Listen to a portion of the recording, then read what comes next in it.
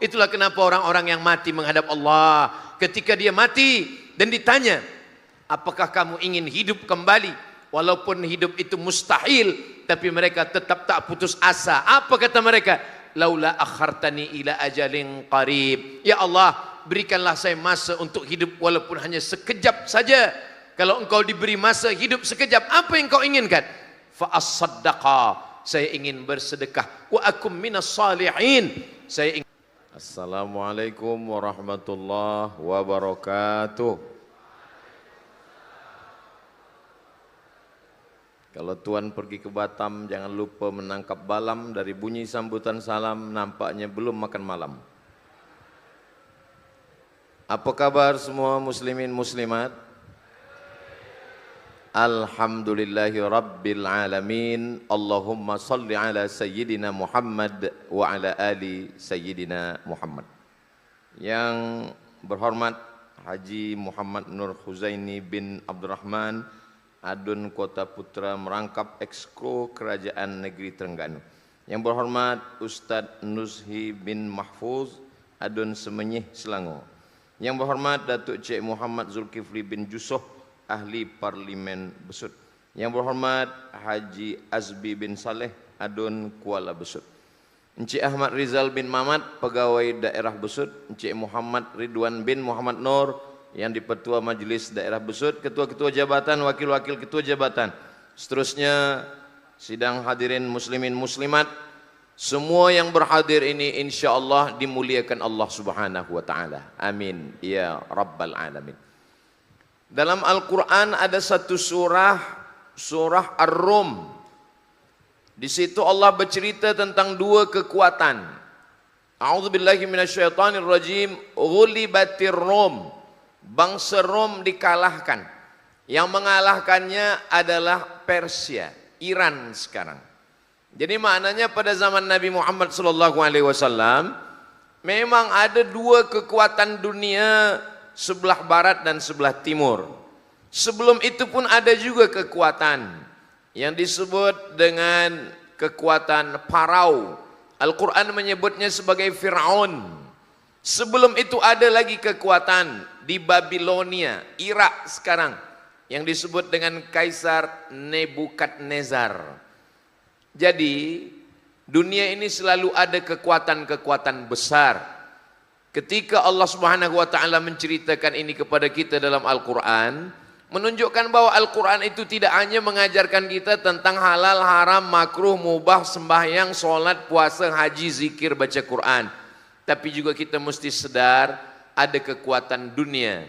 Itu yang disebut dengan dunia politik, geopolitik dunia. Al-Quran mengajarkan kita untuk faham, untuk sadar sedang apa, di mana dan bila kita hidup.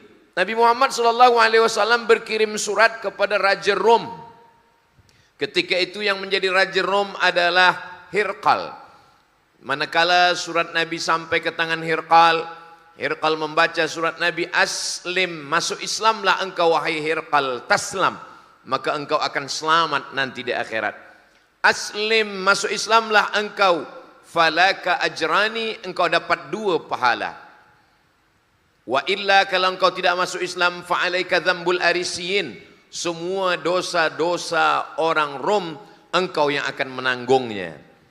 Kemudian Nabi juga berkirim surat kepada Jirjis, Raja Alexandria yang ada di Afrika Utara, karena dia juga punya kekuasaan. Nabi juga berkirim surat kepada Kisra, raja daripada Persia, dan dia mengoyak surat Nabi SAW, dan itu diceritakan kepada Rasulullah, ya Rasulullah, laqad mazzaka Kisra, Kisra sudah mengoyak surat yang engkau kirimkan kepadanya. Maka Nabi mengatakan, mazzaqallahu mamlakatahu, Allah akan mengoyakkan kekuasaannya. Betul apa yang dikatakan Nabi SAW, semuanya bersyahadat. Ketika Nabi Muhammad SAW sudah meninggal dunia menghadap Allah, maka tempat-tempat yang dia kirim itu sekarang menjadi negeri-negeri Islam. Alexandria bersyahadat, Rom yang masa kala itu adalah Dimashq bersyahadat. Suatu ketika datanglah sahabat-sahabat Nabi berniaga. Sebelum itu mereka belum lagi bersyahadat, belum masuk Islam. Lalu kemudian manakala Hirqal mendengar ada sahabat Nabi Muhammad SAW, Abu Sufyan, dia dijemput ke istana Hirqal. Abu Sufyan ditanya oleh Hirqal, apakah engkau mengenal Muhammad SAW?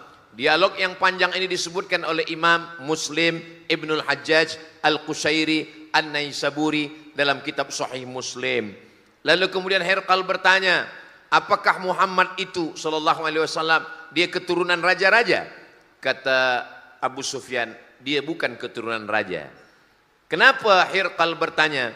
Sebab kalau dia keturunan raja, dia mengaku nabi, dia ingin mengembalikan kerajaan ayahnya, datuknya, moyangnya.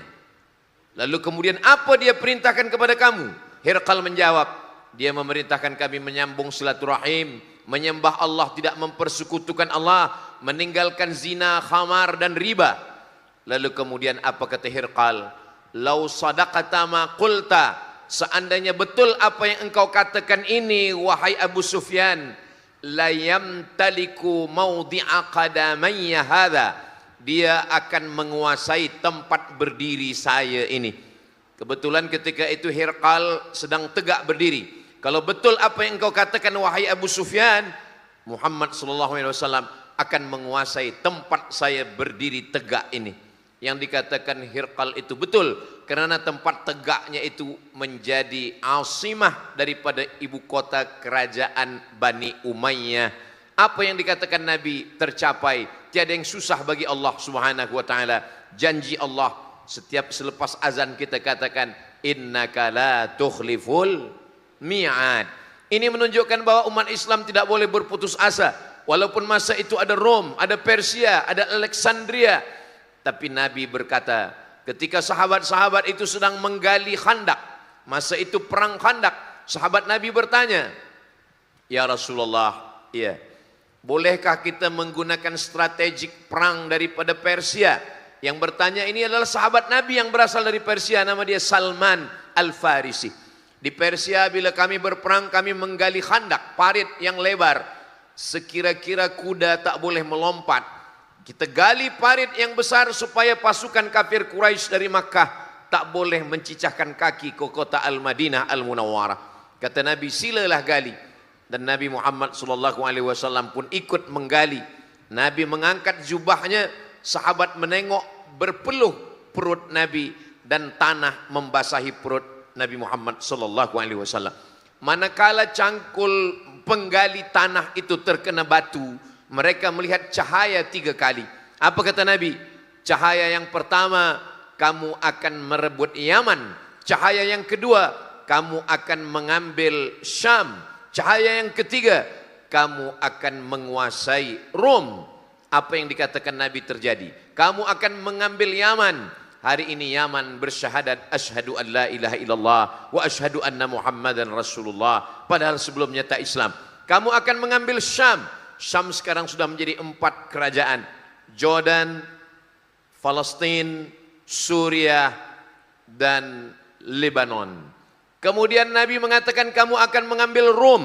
Ulama ikhtilaf tentang apa yang dimaksud kamu akan mengambil Rom. Yang pertama mereka mengatakan yang dimaksud dengan Rom adalah Dimash, Suriah. Yang kedua mengatakan yang dimaksud dengan Rom adalah Konstantinopel. Itulah yang direbut oleh Muhammad Al-Fatih 700 tahun selepas Nabi mengatakan ucapan la taftahunnal Konstantiniyah, kamu akan menguasai Konstantinopel. 700 tahun lamanya, akhirnya lahirlah seorang lelaki bernama Muhammad Al-Fatih, sang penakluk, sang pembebas, membebaskan dari menyembah selain Allah kepada menyembah Allah Subhanahu wa taala. Berapa umur Al-Fatih manakala dia menaklukkan Konstantinopel? Ulama ikhtilaf pada 3 pendapat. Yang pertama 19 tahun, yang kedua 20 tahun, yang ketiga 21 tahun. Kenapa mereka ikhtilaf? Sebab mereka tiada sepakat tentang bila hari kelahiran dia. Itulah penyebab kenapa mereka ikhtilaf 20, 21 dan 19 tahun. Tentang panglima perang yang muda, masa Nabi hidup pun sudah ada. dia adalah Usamah. Usamah berarti singa. Usamah bin Zaid bin Harithah. Ketika Nabi mengangkat Usamah, umur Usamah 18 tahun. Ketika Muhammad Al-Fatih menaklukkan Konstantinopel, merubah namanya menjadi Istanbul, kota Islam, umur dia 19 tahun. Itulah mengapa malam ini, walaupun saya pagi tadi, semalam, subuh tadi, siang tadi, malam ni tazkirah, saya tetap bersemangat. Sebab yang saya tengok di hadapan saya adalah Muhammad Al-Fatih, Usamah bin Zaid, belia-belia yang berumur 19, 20, 21 tahun. Bila ditanya Usamah, berapa umur engkau menjadi panglima perang penakluk? 18 tahun. Bila ditanya Muhammad Al-Fatih, berapa umur engkau menguasai Konstantinopel? 19 tahun. Bila belia hari ini ditanya, berapa umur kamu? 19 tahun. Apa yang sudah kamu kuasai? Apa yang sudah kamu taklukkan? Hati dia. Allah Subhanahu wa taala menjadikan pemuda belia sebagai masa yang kuat, masa bersemangat. Maka di antara yang akan disoal nanti di hadapan Allah Subhanahu wa taala, apa yang disebutkan dalam surat Al-Kahfi, innahum fityatun, mereka adalah belia-belia, pemuda-pemuda, amanu bi rabbihim, mereka beriman percaya kepada Allah, wazidnahum huda, dan kami tambahkan hidayah kepada mereka. Di antara yang akan disoal nanti ketika kita menghadap Allah, an syababihi fima ablah, masa mudanya kemana saja dihabiskan. Masa muda yang dihabiskan untuk menolong agama Allah Subhanahu wa taala. Bila kita tengok sahabat-sahabat Nabi, itu sebahagiannya adalah belia. Mereka adalah pemuda yang menjadi pemimpin masa depan. Syubbanul yaum, belia malam ini. Rijalul ghad, mereka yang akan memimpin masa depan. Sahabat Nabi bernama Abdullah bin Umar. Ketika Nabi meninggal, umur dia 20 tahun. Anas bin Malik, ibunya memberikan dia kepada Nabi, umur dia 10 tahun. Dan dia melayani, berkhidmat kepada Nabi selama khadimtun nabiyya 10 sinin. Saya berkhidmat kepada Nabi 10 tahun. 10 tahun berkhidmat, 10 tahun umur. Maka manakala Nabi meninggal, umur Anas bin Malik 20 tahun. Usamah bin Zaid 18 tahun. Abdullah bin Abbas 15 tahun. Dan translator Nabi, semua surat-surat dari orang Yahudi, Bani Nadir, Bani Qainuqa, Bani Quraizah, Khaybar, semua surat yang masuk kepada Nabi, translatornya adalah seorang lelaki bernama Zaid bin Thabit. Apa kata Zaid bin Thabit? Ta'allamtuhu wa hadzaqatuhu, saya belajar bahasa Yahudi dan saya faham dengan sefahamnya. Saya boleh menulis dan membicarakannya. Nisfa syahrin, setengah bulan saya mempelajarinya. Itulah kenapa orang Yahudi tak boleh menipu umat Islam, sebab dia boleh memahami, dia boleh mengerti. Halakam ru'un lam ya'rif qadrahu, orang celaka kalau dia tiada tahu siapa dirinya. Maka umat Islam masa itu adalah orang-orang muda. Ada 4 Abdullah: Abdullah bin Umar, Abdullah bin Abbas, Abdullah bin Zubair, Abdullah bin Amr bin As. Ini adalah belia-belia. Mereka yang meriwayatkan hadis Nabi Muhammad sallallahu alaihi wasallam. Jadi, kalau ada orang yang berputus asa, ada orang yang mengatakan nampaknya kekuatan dunia sekarang dipegang oleh orang-orang yang tidak percaya kepada Allah. Dulu pun juga begitu. Kekuatan dunia ada pada Rom, kekuatan dunia ada Persia, kekuatan dunia ada pada Babilonia, kekuatan dunia ada pada Fir'aun. Tapi manakala Allah berkehendak, tak ada yang susah, kerana Allah memberikan kekuasaan. Tu'izzu man tasha wa tudhillu man tasha.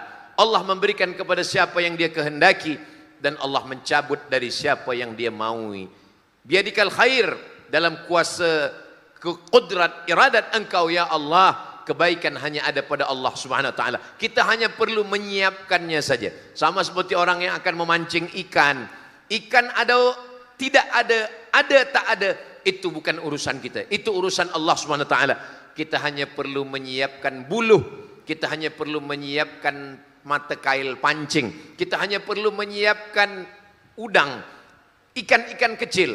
ikan akan datang ketika kita sudah menyiapkan. Maka yang pertama kali yang perlu disiapkan adalah keyakinan bahwa yang menolong hanya Allah Subhanahu wa taala. Siapa namanya? Namanya pun Allah sendiri yang membagi tahu. Allah. Adakah Tuhan selain Dia? La ilaha illa huwa. Apakah Dia mengatur hidup saya? Cacing yang ada di dalam tanah, yang ada di dalam batang pokok kayu, ikan-ikan yang ada di laut. Al-Hayyu, Dia maha hidup. Al-Qayyum, Allah yang mengatur segala kehidupan. Apakah Allah mengantuk? Apakah Allah letih? Apakah Allah susah payah? La ta'khudhuhu sinatun wala naum. Apakah Allah maha kuasa? Lahu ma fis samawati wa ma fil ard. Adakah orang yang boleh menolong kalau Allah tidak memberikan pertolongan?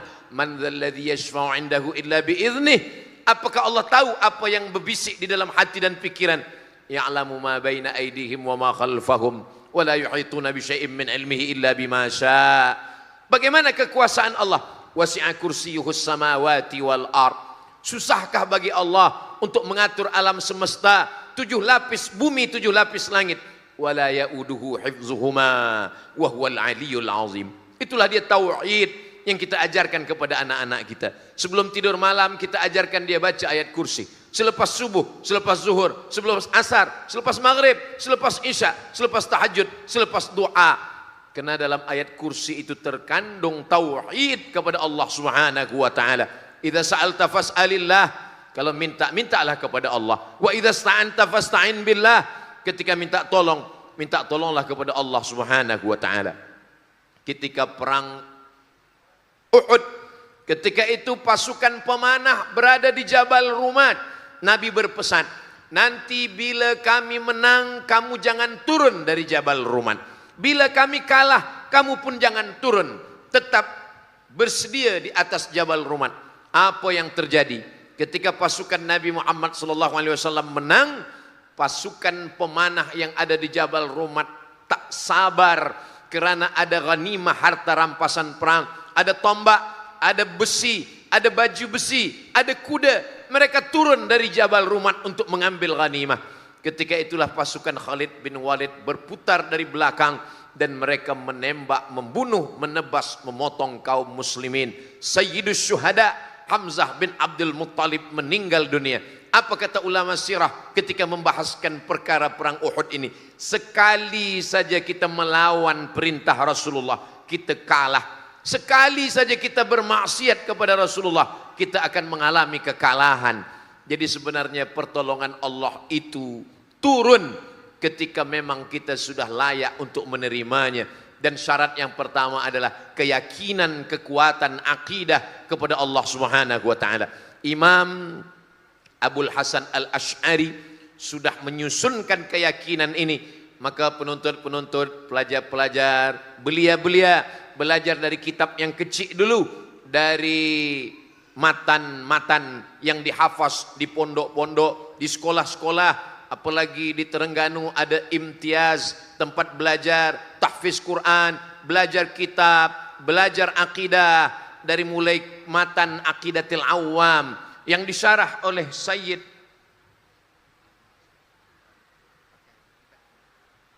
yang disyarah oleh Sayyid Muhammad Alawi bin Abbas Al-Hasani Al-Maliki dalam kitab Jala'ul Afham Syarah Aqidatil Awam. Lalu kemudian selepas itu bacalah kitab-kitab yang agak besar, Al-Husunul Hamidiyah, Ad-Dasuqi ala Ummil Barahin, Wujud, Qidam, Baqa, Mukhalafatul Hawadith, Qiyamuhu binafsihi wahdaniyah, Qudrat, Iradat, Ilmun, Hayat, Sama', Basar, Kalam. Mengkaji akidah bukan untuk mengatakan kitalah yang paling banyak faham dalil, qala fulan wa qala fulan wa qala fulan. Mengkaji akidah adalah ketika kita punya keyakinan bahwa segala perbuatan kita akan dibalas Allah, menancapkan rasa takut kepada Allah. Itulah punca daripada orang belajar akidah. Kalau semakin belajar akidah makin takut pada Allah. Kalau semakin belajar akidah makin kuat keyakinannya akan pertolongan Allah. Teruskanlah. Tapi kalau hanya setakat belajar akidah, hafaz ayat, hafaz hadis, hafaz qaul ulama hanya untuk berjidal, mengeraskan hati, bukan takut pada Allah tapi takut pada kekalahan, maka sesungguhnya bukan itu tujuan kita belajar. Ada 3 inti daripada ajaran Islam. Yang pertama adalah iman, yang kedua adalah Islam, yang ketiga adalah ihsan. Yang pertama inilah disusun ulama dengan ilmu aqidah, ilmu tauhid, ilmu kalam, ilmu fiqhul akbar. Yang kedua adalah ilmu fiqh yang disusunkan oleh Imam Muhammad bin Idris Asy-Syafi'i.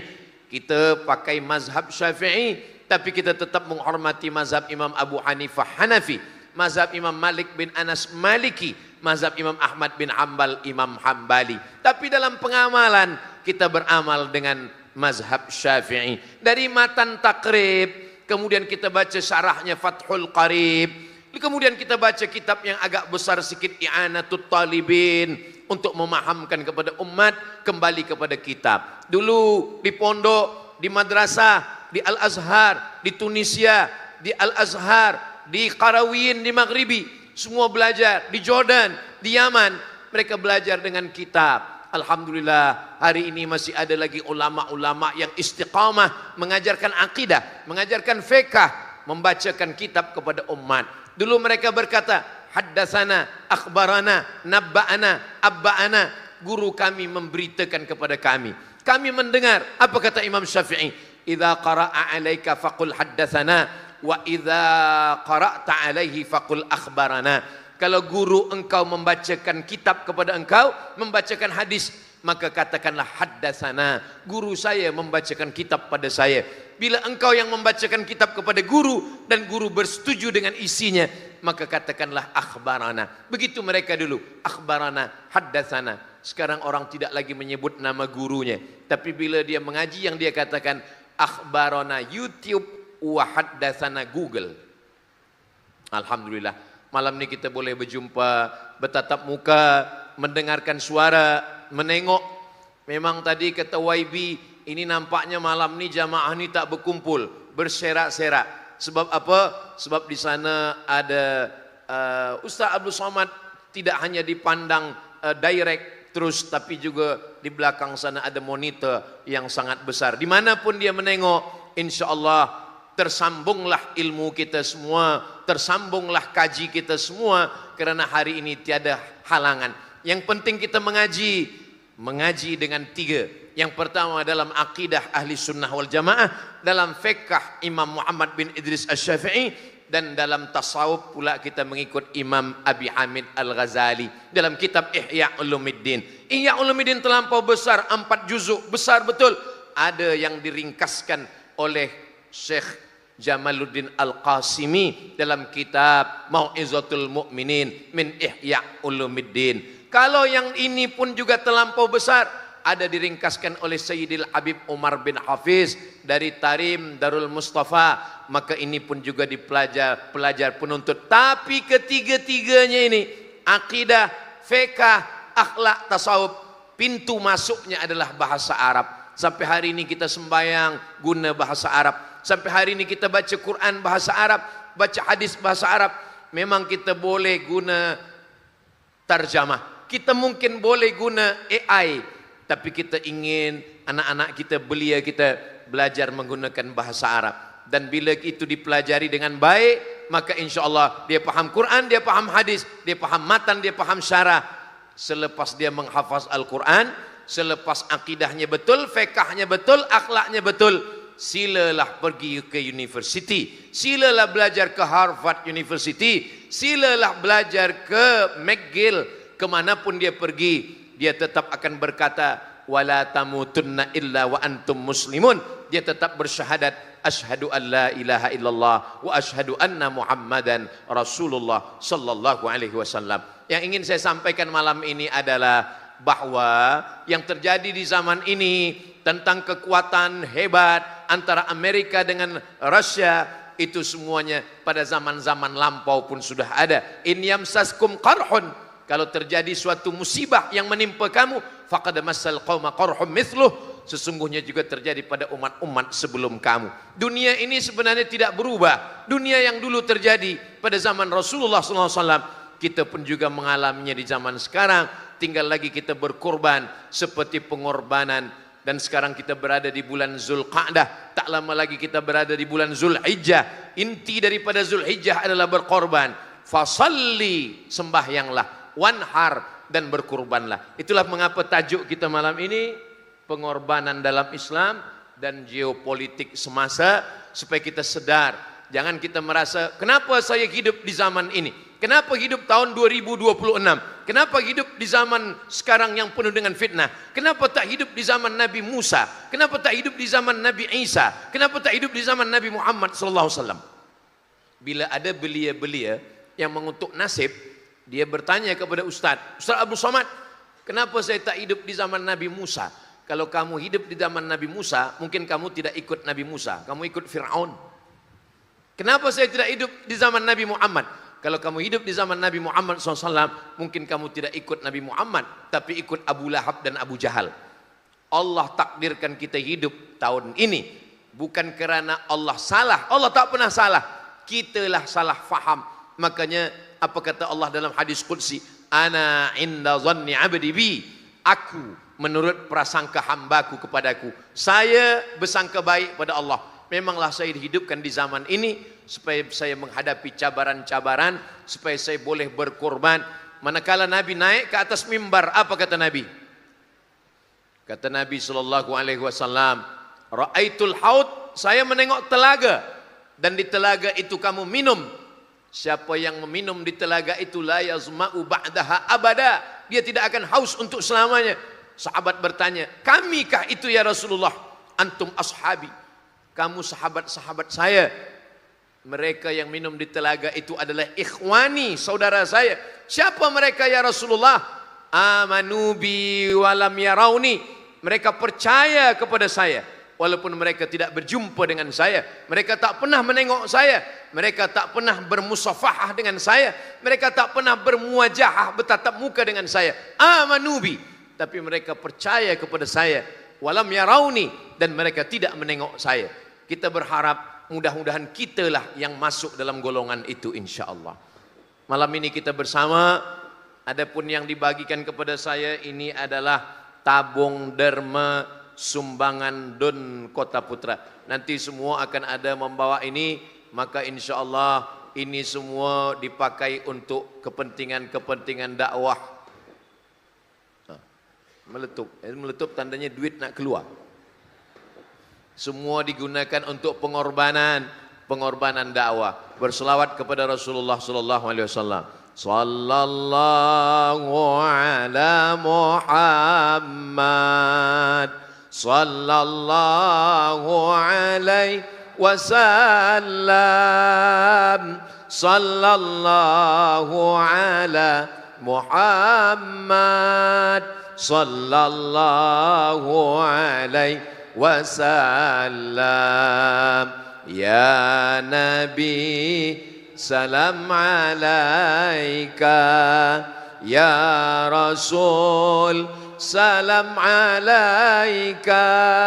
Ya Habib, salam alaika. Salawatullah alaika. Kenapa tiba-tiba saja Ustaz Somad berselawat? Sebab bila menengok kantong ni, mungkin ada orang yang jantungnya berdebar-debar. Ni nampaknya duit nak keluar ni. Itulah maka berselawat itu menenangkan hati. Apa kata Allah dalam Al-Quran? Ala bidzikrillah, dengan banyak mengingat Allah, tatmainnul qulub, maka hati menjadi tenang. Ini lebar, ini sengaja dibuat lebar. Kenapa? Maknanya bukan hanya duit saja yang masuk, cincin emas pun boleh juga masuk ke dalam. Ma'akal tafa'afnaita, duit yang dimakan busuk. Wa malabista fa'ablaita, yang dipakai lapuk.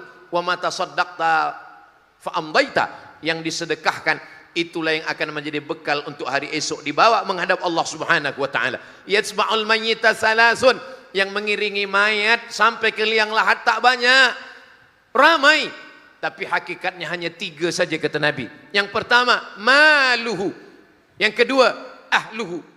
Yarji'usnani. Yang 2 ni akan balik ke rumah. Harta, kereta, balik ke rumah.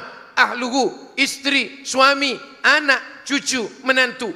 Mereka semua balik ke rumah. Yarji'usnani. Wa yabqa wahidun. Yang kekal hanya 1. Apa yang 1 itu? itulah dia sedekah kita malam ini untuk kepentingan-kepentingan dakwah. Itulah yang akan menemani kita di alam barzah ketika semuanya lari.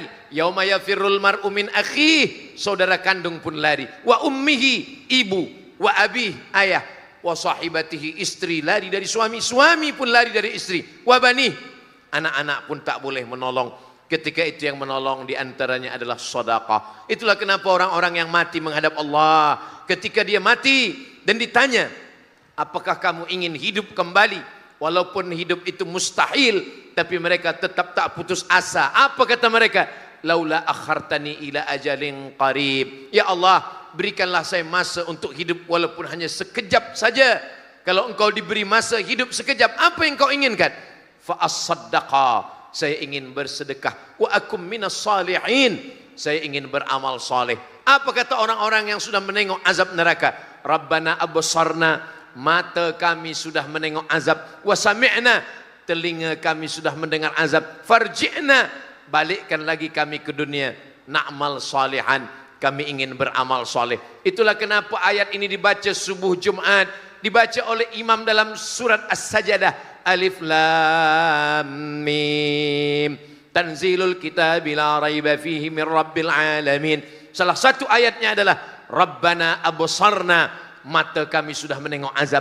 Wa sami'na, telinga kami sudah mendengar azab. Farji'na, kembalikan lagi kami ke dunia. Na'mal salihan, kami ingin beramal soleh. Selama hayat di kandung badan, selama darah masih mengalir, selama jantung masih berdetak, selama hati masih berdegup, selama fikiran masih ada lintasan hati, kita masih hidup, itulah kesempatan kita beramal. Tapi bila sampai masanya, apa kata orang Melayu, mumbang jatuh kelapa pun jatuh. Bila kita tegak di bawah pokok kelapa, bukan hanya kelapa tua yang jatuh, kelapa muda pun jatuh, mayangnya pun juga ikut jatuh. Sampai masanya kita akan menghadap Allah Subhanahu wa ta'ala sesuai dengan kadar level keimanan kita kepada Allah. Allah tidak meminta duit Nabi Ibrahim, Allah tidak meminta lembu Nabi Ibrahim, Allah tak minta unta Nabi Ibrahim. Yang diminta Allah Ta'ala adalah anaknya, anak yang diminta Allah Subhanahu wa ta'ala. Apa kata Allah Ta'ala ketika dia tunjukkan dalam mimpi, diceritakan dalam Al-Quran? Ya bunayya, wahai ananda, inni ara fil manam, saya menengok dalam mimpi saya, anni azbahuka, saya menyembelih engkau. Fanzur madza tara, apa pendapat engkau? Apa jawab Nabi Ismail alaihi salam? Ya abati, wahai ayahanda, if'al ma tu'mar, laksanakan perintah Allah. Satajiduni insyaallah minas sabirin, insyaallah engkau mendapati saya termasuk orang-orang yang sabar. Begitulah Nabi Ibrahim alaihi salam. Kenapa Nabi Ibrahim diberikan balasan dua anak yang soleh? Kedua-duanya jadi nabi. Dari Hajar lahir Ismail, dari Sarah lahir Ishak. Kenapa Allah berikan dia dua balasan? Karena Nabi Ibrahim bersabar ketika menghadapi ayah bernama Azar. Apa kata Azar? La illam tantahi, kalau engkau tidak berhenti mendakwahi saya, la arjumannaka, saya akan lempar kamu dengan batu sampai mati. Wahjurni maliya, tinggalkan saya, kata Azar. Tapi Nabi Ibrahim tidak pernah berkata kasar. Nabi Ibrahim menjawab, sa'astaghfirulaka rabbi, saya akan mintakan ampun kepada Allah atas segala dosa-dosa engkau. Innahu kana bi hafiya, karena Allah dekat dengan saya dekat dengan Allah, dan Allah akan mengabulkan segala doa-doa saya. Nabi Ibrahim tak pernah berkata kasar kepada ayahnya, maka Allah balas. Allah biasa kalau kita buat satu, dia balas dua. Nabi Ibrahim buat satu, dia buat baik pada ayahnya. Allah balas Nabi Ibrahim dengan dua anak. Yang pertama adalah Ismail, yang kedua adalah Ibrahim. Ini pelajaran buat kita. Mungkin ada belia yang sudah bertaubat, sudah buat baik, tapi ayahnya belum baik, ayahnya belum taubat, orang tuanya, ibu bapanya belum lagi berhijrah kepada jalan yang ditetapkan Allah, maka dia tidak kasar. Jangan bila dah mengaji, dah ikut tazkirah, balik ke rumah merasa sudah alim, merasa sudah boleh bagi tazkirah kepada ibu dan ayah. Jangan mengajarkan kata-kata kepada ibu bapa, sebab ibu bapalah yang mengajarkan kita boleh berkata-kata. Jangan pernah kita melampau Karena kata Allah Ta'ala, selepas Allah terus kepada ibu dan bapa, wa qadha rabbuka alla ta'budu illa iyyah wa bil walidaini ihsana. Biasanya selepas Allah Nabi Muhammad sallallahu alaihi wasallam. Tapi bila berbicara tentang ibu dan bapa, maka kata Allah Ta'ala, wa qadha rabbuka alla ta'budu illa iyyah wa bil walidaini ihsana, kepada kedua orang tua. Begitulah Allah Subhanahu wa taala. Kata ihsan dalam Al-Qur'an diguna untuk dua. Yang pertama untuk Allah. Wa ahsin kama ahsanallahu ilaik. Dalam hadis juga ihsan untuk Allah. Akhbirni anil ihsan. Apa itu ihsan ya Rasulullah? An ta'budallaha ka'annaka tarah. Engkau sembah Allah seakan-akan engkau menengok dia. Fa in lam takun tarahu fa innahu yarak. Kalau engkau tidak menengok Allah, Allah menengok engkau. Ihsan kepada Allah. Tapi selepas ihsan kepada Allah, kepada ibu bapa, wa qadha rabbuka alla ta'budu illa iyyah wa bil walidaini ihsana. Begitulah kemuliaan mereka, dan itu ada pada pengorbanan Nabi Ibrahim alaihissalam. Kita tak ada menyebut Nabi Adam dalam sembahyang. Kita tak ada menyebut Nabi Isa dalam sembahyang. Yang kita sebut dalam solat kita tadi, Allahumma salli ala sayyidina Muhammad wa ala ali sayyidina Muhammad kama sallaita ala sayyidina Ibrahim wa ala ali sayyidina Ibrahim. Ibrahim alaihi salam sabar, berkorban. Yang dia korbankan adalah anaknya yang dia tunggu. Berapa umur Nabi Ibrahim ketika Ismail lahir? Dalam tafsir Ibnu Katsir, tafsir Al-Qur'anil Azim yang ditulis oleh Imam Abul Fida Ismail Ibnu Katsir, umur Nabi Ibrahim 86 tahun. Wasta'ala ra'su syaiba wa hanal azmu minni. Tulang-tulang sudah rapuh dan lemah, rambut pun sudah menyala dengan uban, tiada berdaya. Orang mengatakan istrinya Sarah sudah tidak mungkin lagi melahirkan anak. Rupa-rupanya Allah menunjukkan kuasanya. Manakala Hajar melahirkan anak Ismail, umur Nabi Ibrahim 86 tahun. 13 tahun selepas itu Sarah pun mengandung anak, diberi nama Ishak. Umur Nabi Ibrahim 99 tahun. Adapun masa Nabi Ibrahim alaihissalam, Nabi Ibrahim berhadapan dengan geopolitik dunia yang luar biasa. Yang berkuasa masa itu adalah Namrus. Namrus berkuasa 400 sanah, 400 tahun lamanya. Apa kata Namrus? Ailahun ghairi, ailahun ghairi, adakah Tuhan selain aku? Saking lamanya Namrus itu berkuasa, dia lupa diri.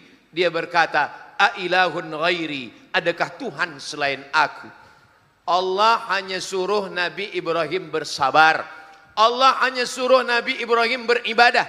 Allah hanya suruh Nabi Ibrahim berkurban. Urusan menghancurkan Namrus itu urusan Allah Subhanahu wa taala. Bagaimana Allah menghancurkan Namrus? Allah menghancurkan Namrus bukan dengan gempa bumi, bukan dengan tsunami, bukan dengan petir yang menyambar. Menghancurkan Namrus dengan seekor nyamuk. Innallaha la yastahyi ayatriba mathalan ma ba'udatan fama fawqaha. Allah tak malu untuk menciptakan makhluk yang kecil daripada nyamuk sekalipun. Nyamuk masuk ke dalam hidung Namrus, kemudian masuk ke dalam kepalanya, kemudian dia merasakan sakit yang teramat kuat. Dia antukkan kepalanya ke dinding ke tiang, dia ambil besi, dia pukulkan ke kepalanya. Begitulah azab yang diberikan Allah Subhanahu wa taala. Habis masa Namrus, habis masa Nabi Ibrahim alaihissalam, dunia belum berakhir, datang masa Nabi Musa alaihissalam. Bagaimana Allah melenyapkan Nabi Musa, menolong Nabi Musa untuk menghancurkan Fir'aun.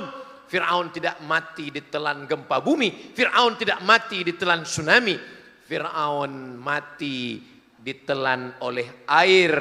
Padahal dulu Allah menyelamatkan Nabi Musa daripada air. Nabi Musa dianyutkan di air. Air yang menyelamatkan Nabi Musa kerana Allah. Air boleh menenggelamkan Fir'aun yang berkuasa juga kerana Allah. Allah hanya menyuruh kepada Nabi Musa berkurban. Allah menyuruh Nabi Musa bersabar. Allah menyuruh Nabi Musa beramal.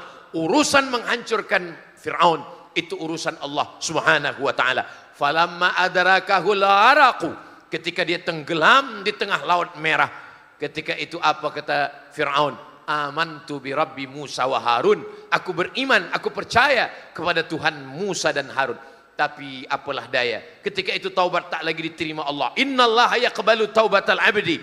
Allah menerima taubat seorang hamba malam yugharghir, selama dia belum gharah-gharah. Kalau sudah nyawa sampai di leher, nyawa sudah keluar dari badan, ketika itu tertutuplah pintu taubat. Alhamdulillah, kita semakin ada kuasa semakin bertambah iman, semakin ada rezeki semakin bertambah iman. Ada orang-orang yang diberikan Allah harta, diberikan kuasa, bukan makin dekat dengan Allah, tapi makin jauh daripada Allah. Innallaha la yumli lizalim. Allah memberikan masa kepada orang yang zalim. Dia bagi umur panjang, dia bagi rezeki banyak, dia bagi umur panjang, dia bagi kuasa lama, dia bagi badan sehat. Tapi sebenarnya itu bukan nikmat. Apa kata Allah Ta'ala dalam Al-Quran? Sanastadrijuhum min haitsu la ya'lamun. Kami mainkan mereka dengan istidraj. Wa umli lahum. Aku ulur kepada mereka umur yang panjang. Aku bagikan kepada mereka kuasa yang lama. Aku bagi mereka badan yang sehat. Wa umli lahum. Inna kaidi matin. Tipu dayaku amat sangat kuat. Saya dah bercakap dari mulai pukul 9.30. Sekarang dah pukul 10.30. Selama saya bercakap ni jamaah boleh faham tak? Alhamdulillah. Apa tanda jamaah faham? Tengok nanti sumbangannya banyak apa sikit. Kalau banyak itu faham insya-Allah. Ini semua adalah untuk kemaslahatan umat yang ada di Besut, yang ada di Terengganu.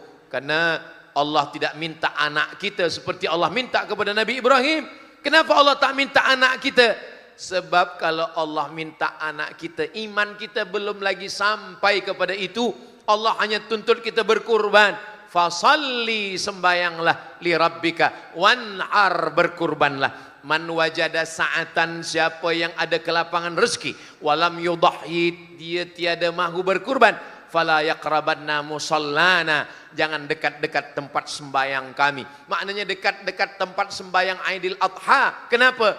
Kerana ini ancaman. Kerana ini adalah ancaman menurut ilmu usul fiqh. Kalau di dalam ayat, di dalam hadis ada ancaman, maka lil wujub, wajib. Inilah yang dijadikan dalil mazhab Hanafi, berkurban itu hukumnya wajib. India, Pakistan, Bangladesh, Turki, sebagian Mesir yang bermazhab Hanafi, Irak, Baghdad, mereka yang bermazhab Hanafi, Kufah tempat Imam Abu Hanifah, mereka wajib berkurban.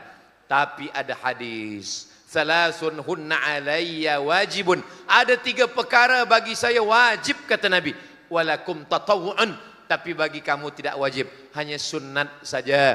Yang pertama tahajud, yang kedua witir, yang ketiga berkurban.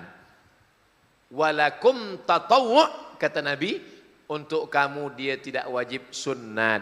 Kita bermazhab Syafi'i, mazhab Maliki, mazhab Hambali, berkurban tidak wajib. Alhamdulillahi Rabbil Alamin. Ulama yang datang ke Nusantara ni mazhab Syafi'i. Kalaulah yang datang ke Nusantara ni bermazhab Hanafi, wajib kita berkurban.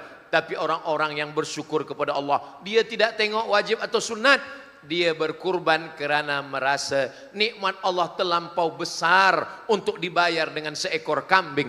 Nikmat Allah terlampau besar, napasnya, sihatnya. Orang tidak akan merasakan nikmat sihat kalau dia tidak pergi ke hospital. Orang tidak akan merasakan nikmat hidup kalau dia tidak menengok liang lahat. Orang tidak akan merasakan nikmat tegak kalau dia duduk. Maka ketika kita menengok orang sakit di hospital, kita sedang menengok diri kita yang sedang dapat nikmat sehat.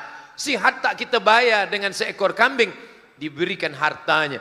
Nabi Muhammad SAW, dia sembelih 63 ekor unta, dia sembelih sendiri. Allahumma hadza an Muhammad wa ali Muhammad. Allahumma hadza an Muhammad wa ummati Muhammad sallallahu alaihi wasallam. Selepas itu Nabi minta pisau, Nabi berikan kepada Sayyidina Ali. Wahai Ali, teruskan. Sayyidina Ali menyembelih 37 ekor. Nabi 63 ekor. Sayyidina Ali 63 Nabi, 37 Sayyidina Ali. Ditambahkan yang disembelih Nabi dengan yang disembelih Sayyidina Ali, 100 ekor unta kurban Nabi Muhammad pada haji wada. Selepas itu Nabi pun meninggal dunia. Apa makna 63? Sahabat tak tahu. Kenapa Nabi berhenti pada 63? Selepas Nabi meninggal barulah mereka faham. Oh, patutlah Nabi berhenti pada unta 63. Rupa-rupanya Nabi nak ajarkan kita, jangan sampai tiada berkurban tiap tahun walaupun tidak wajib. 1 tahun seekor unta, 63 tahun umur Nabi meninggal, Nabi berkurban.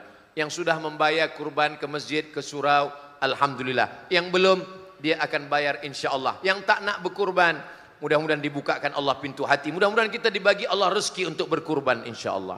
Berkurban kambing, berkurban harta, berkurban hati, berkurban perasaan, berkurban untuk agama. Termasuklah tuan-puan malam ini duduk, datang, melangkahkan kaki, duduk bersama dari mulai solat isyak tadi, selepas itu datang, lalu kemudian beramai-ramai. Dia tidak tengok handphone, dia tidak buka Facebook, dia tidak tengok TikTok. Selama dia ini adalah berkurban hati, berkurban perasaan. Dia ambil gambar, selepas itu barulah dia posting. Soto bukan sembarang soto, soto dimakan di tengah laut. Foto bukan sembarang foto, lepas foto cepat diupload. Begitulah orang-orang beriman. Dia tidak hanya berkurban pada kambing, sebenarnya ini hanya simbol saja.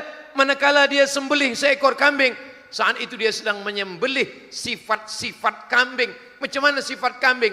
Menanduk ke hadapan, menyipak ke belakang, menyikut ke kiri, menyikut ke kanan. Ketika dia menyembelih kambing, ketika dia menyembelih lembu, dia sedang menyembelih sifat-sifat haiwan yang ada pada diri dia. Selepas itu dia menjadi orang yang baik kerana dia sudah berbuat baik kepada Allah Subhanahu wa taala. Jadi bila ada kawan kita, jiran kita menanduk ke hadapan, menyipak ke belakang, menyikut ke kiri dan ke kanan, jangan disembelih Idul Adha. Kita hanya disuruh menyembelih min bahimatil an'am, seelok-eloknya berkurban. Selepas kita sembelih, kita makan sikit hati, karena sunnah akala min kabidi udhiyati. Nabi mengambil haiwan kurban, dia sembelih, dia potong, dia makan. Tapi baki daripada hewan kurban itu, wa at'imul ba'isal faqir, bagikan kepada fakir miskin. Itulah yang paling elok, bagikan kepada fakir miskin. Sehingga banyak orang dia tidak menengok kurban, dia tidak menyembelih. Menyembelih kurban sunnah, menengok penyembelihan kurban sunnah, memakan daging kurban sunnah. Tapi kalau ada orang yang berkurban, dia kirimkan ke Kamboja, dia kirimkan ke Palestina, dia kirimkan kepada saudara kita, maka ini adalah satu kebaikan-kebaikan. Sunnahnya mungkin tak dapat, tapi kebaikan-kebaikannya sudah sampai. Begitulah yang diajarkan Nabi Muhammad sallallahu alaihi wasallam. La yu'minu ahadukum, kamu belum beriman, hatta yuhibba li akhihi, sampai kau sayang kepada saudaramu. Ma yuhibbu li nafsi, sama seperti sayang pada diri sendiri. Kita tiap-tiap hari makan daging kambing. Saya dari pagi tadi doa, siang sembahyang Jumat, lepas sembahyang petang lagi tadi, ini malam. Saya kalau di kampung saya di Sumatera, di Riau makan sedikit, tapi kalau sudah di Terengganu, di Malaysia sikit-sikit makan. Fi kulli makan. Begitulah kita makan kambing, makan lembu, makan nasi mandi, makan ayam. Tapi ada saudara-saudara kita yang menengok kita makan, menitis air liur dia, meniti air liur dia, menengok orang makan. Maka Islam ini tidak hanya mementingkan ibadah. Ada orang yang sembahyang tahajudnya sampai bengkak kakinya, pergi ke Makkah, tawaf, sa'i dan umrah, melaksanakan umrah ke Baitullah, tapi dia tak peduli kepada jirannya. La yu'minu ahadukum, dia tidak beriman. Laisa bil mu'min, dia tidak diperakui sebagai orang beriman. Siapa dia? Yabitu syab'anan, tidur dalam keadaan perut kenyang. Wajaruhu ila jambihi ja'i'un, jirannya dalam kelaparan. Pergi ke Makkah, tawaf, sa'i, haji, umrah. Tapi kami selalu tengok juga Ustaz Abdul Somad pergi umrah, ya. Memang saya pergi umrah, tapi saya tak melupakan jiran, bagi fakir miskin, berkurban. Ada orang yang dua-duanya dapat, bersedekahnya dapat, berkurbannya dapat, pergi umrahnya pun juga. Saya pergi umrah setahun bulan Ogos, tarikh 18 Ogos 2026 bersama dengan Insaf Tours and Travel. Cepat register. Berjumpa di Baitullah. Labbaik Allahumma labbaik, labbaik la syarika laka labbaik. Innal hamda wan ni'mata laka wal mulk. 3 yang membuat manusia ini rosak. Yang pertama, innal hamda, dipuji dan dipuja. Maka balikkan kepada Allah. Innal hamda wan ni'mata, lupa dengan nikmat.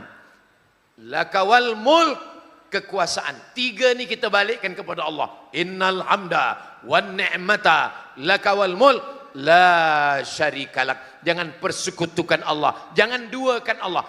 Apa yang menguasai hatimu, itulah Tuhanmu. Apa yang bersemayam di hatimu, itulah Tuhanmu.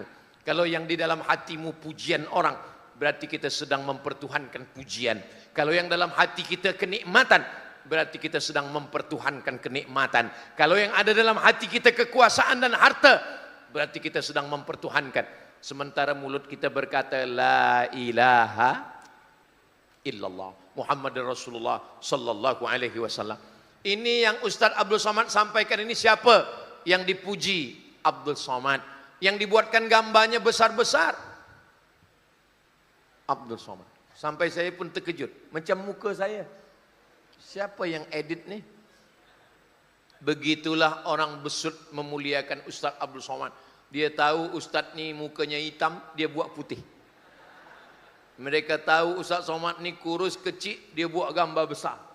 Masya Allah, gigi sampai besar kapak. Begitulah mereka memuliakan tetamu. Mangkana yu'minu billahi wal yaumil akhir. Iman tu letaknya di hati. Mana nampak? Mangkana yu'minu billahi wal yaumil akhir falyukrim dhaifahu. Siapa yang beriman kepada Allah dan hari akhirat, falyukrim dhaifahu, maka muliakanlah tamu. Tahun lepas bulan Jun saya datang. Sebelum tu ada aksiden. Saya dipertemukan dengan saudara-saudara saya yang ditimpa musibah. Setahun ini saya singgah lagi kemari. Langkah, rezeki, pertemuan, maut bukan kuasa kita. Berapa banyak berjanji bertemu tak bertemu. Berapa banyak tak bertemu tapi dipertemukan Allah Subhanahu wa taala. Apakah kerana berjodoh lalu orang bertemu atau kerana bertemu lalu dia berjodoh? Kalaulah kerana berjodoh itu bertemu, kalaulah kerana bertemu lalu berjodoh, berapa banyak orang yang bertemu tapi tak berjodoh, berapa banyak orang yang tidak berjodoh tapi bertemu. Dari mana datangnya cinta dari FB turun ke WhatsApp? Dari mana datangnya kecewa ketika berjumpa mukanya beza? Allah Subhanahu wa taala mempertemukan kita malam ini. Pertemuan kita di majlis yang baik. Pertemuan kita di bulan yang baik, bulan Zulqa'dah. Di majlis yang baik, majlis ilmu bersama orang baik, orang beriman. Yang kita bahas pun yang baik-baik dan yang kita berikan pun yang baik. Mudah-mudahan Allah memberikan kita istiqamah dalam kebaikan, dan kalaupun kita mati semuanya mati dalam husnul khatimah insyaallah. Kalau Tuhan pergi ke Makkah, jangan lupa bawa peniti. Sudah lama saya tazkirah. Malam ni sampai hadir juga Hello Kitty. Kucing. Malam ni semua hadir, semua datang. Katanya beberapa lama tak turun hujan. Tapi pekan-pekan ni turun hujan. Sempat juga ada rasa cemas dalam hati saya. Macam mana nanti kalau malam turun hujan? Tapi kita ada atap, tapi tak banyak betul. Kita ada khaimah, tapi tak banyak. Macam mana? Rupanya doa orang besut dikabulkan Allah Subhanahu wa taala. Ramai, semua ada, kanan ada tegak, ada duduk. Lain padang, lain belalang, lain lubuk, lain ikannya, lain orang, lain fikirannya, lain kepala, lain isinya. Ada setengah jamaah ni, saya ingin duduk di hadapan. Saya nak tengok betul-betul dekat Ustaz Abdul Somad. Tapi sebagian berkata, saya tak penting nak tengok, yang penting saya jauh sambil makan. Baik yang jauh maupun yang dekat. InsyaAllah semuanya mendapatkan kebaikan-kebaikan pahala. Satu langkah kaki menghapus dosa, satu langkah kaki menaikkan darjah, satu langkah kaki menghapuskan silap dan salah, satu langkah kaki mendekatkan kepada Allah dan kepada Rasulullah sallallahu alaihi wasallam. Budak-budak malam ni dibawa hadir semua. Budak-budak kecil ada datang semua. Kenapa? Sebab kita ingin mereka lah nanti yang akan meneruskan perjuangan ini. Kita pun akan mati, kita akan meninggal dunia. Nanti sampai masanya dibesut di tempat ini juga, mereka yang akan buatkan tazkirah beramai-ramai. Dulu Ustaz Abdul Somad datang ke Besut tahun 2026, mereka akan buatkan lagi 2036, 2046, 2056. Mereka buat lagi tazkirah beramai-ramai. Mereka call, Assalamualaikum. Waalaikumsalam. Betul ke ini Ustaz Abdul Somad? Betul kata saya. Boleh datang ke Besut? InsyaAllah. Ustaz masih hidup lagi? Masih hidup. 2056 saya datang kemari. Waktu itu tuan-puan sebagiannya sudah meninggal dunia. Saya masih hidup lagi. Kita tak tahu. Kita hanya berharap kepada Allah sebagaimana doa yang diajarkan Nabi Muhammad sallallahu alaihi wasallam. Allahumma ja'alil hayata ziyadatan lana fi kulli khair. Kalau engkau takdirkan saya hidup esok, berikanlah tambahan umur ini sebagai tambahan amal soleh. Wa ja'alil mauta rahatan li min kulli syarr. Kalau engkau takdirkan kami mati malam ini, biarlah kematian ini membuat kami berhenti dari segala dosa-dosa. Orang beriman tak pernah bersedih kalau umurnya panjang, amal solehnya bertambah. Tapi kalau dia mati, insya Allah dia mati dalam husnul khatimah. Saya malam ini last tazkirah, esok kami akan bertolak. Dan saya tidak pernah merasa berpisah dengan puan-tuan sekalian. Sebab kita selalu bersama dalam doa. Sembahyang Isya tadi puan-tuan muslimin muslimat mendoakan saya dalam sembahyang. Assalamu alayka ayuhan nabiyyu, untuk Nabi Muhammad. Wassalamu alayna wa ala ibadillahis salihin. Maka semua orang yang soleh dapat. Itulah kenapa selepas berwudu saya minta ingin jadi orang soleh. Allahumma ja'alni minat tawwabin waj'alni minal mutatahhirin waj'alni min ibadikas salihin. Sebab apa? Sebab kalau kita soleh, kita didoakan orang sembahyang. Semua orang minta soleh. Rabbi habli minas salihin. Mudah-mudahan anak kita semua, keturunan kita sampai hari kiamat menjadi anak-anak yang soleh, bukan soman. Soleh. Kalau boleh saya minta di akhir pertemuan ini satu saja. Saya tak minta banyak. Saya minta satu. Di dalam doa, doakanlah Ustaz Somad supaya mati dalam husnul khatimah. Sebab tak ada gunanya amal kita banyak kalau kita tidak mati dalam keadaan husnul khatimah. Di antara doa yang dipanjatkan, Allahumma khtim lana bi husnil khatimah wa la takhtim alaina bi su'il khatimah. Akhirnya sampai pukul 11 kurang 15 menit. Lebih kurang. Saya walaupun tak menengok jam ni, saya tahu saya sudah tegak 1 jam 60 minit. Dari mana Ustaz tahu? Terasa semut mulai menjalar naik ke kaki. Langkah rezeki pertemuan kita dipertemukan oleh Allah, tertulis di Lauhil Mahfuz. Dan yang baik-baik sudah kita jalankan, yang baik, yang buruk, yang jelek, yang tak elok, kita sudah minta Allah supaya jauhkan dari kita semua. Itulah yang boleh saya sampaikan. Selama membagi tazkirah, banyak cakap, banyak kata, menyinggung perasaan, tak berkenan di hati. Sudikah puan-tuan muslimin muslimat memaafkan silap salah saya? Alhamdulillah. Terima kasih segala perhatian. Mohon maaf segala kesilapan dan kekhilafan. Saya tutup dengan pantun penutup. Menangkap puyuh di Bukit Selasi. Thank you dan terima kasih. Subhanakallahumma wa bihamdika asyhadu an la ilaha illa anta astaghfiruka wa atubu ilaik. Wa sallallahu ala sayyidina Muhammad wa ala alihi wasallam walhamdulillahi rabbil alamin. Wassalamu alaikum warahmatullahi wabarakatuh.